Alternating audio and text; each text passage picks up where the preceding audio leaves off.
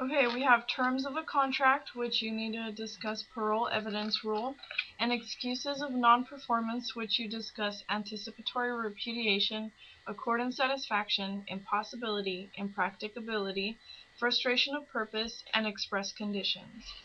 Terms of a contract parole evidence rule. Under the parole evidence rule, evidence of prior or contemporaneous agreements cannot be introduced to vary or contradict the terms of a fully integrated writing, unless it is to show evidence of dam foil, duress, ambiguity, mistake, fraud, oral condition precedent, illegality, or lack of consideration. The court may determine the completeness of a contract by examining the comprehensiveness of its contents. Excuse of non-performance. You have anticipatory repudiation and accord and satisfaction. That's when excuse of non-performance because of someone's statement. Anticipatory repudiation.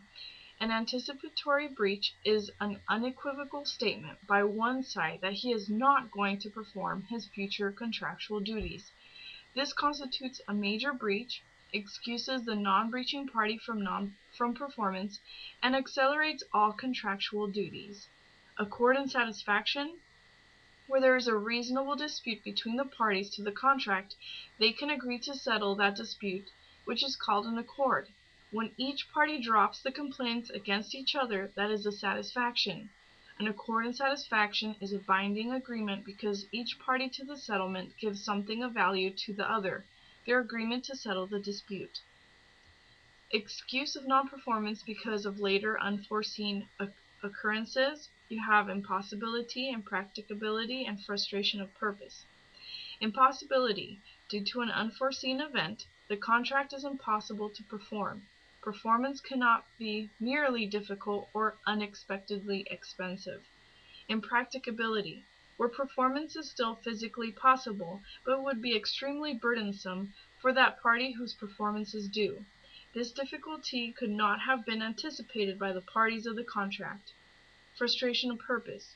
If a party enters into the contract for a particular purpose that is known to the other party, the purpose becomes a material condition of the contract.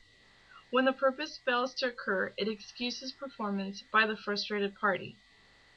Excuse of non-performance because of language of express conditions. Express condition. Parties agree to specifically in the contract. If the condition is strictly complied with, any performance obligation is excused.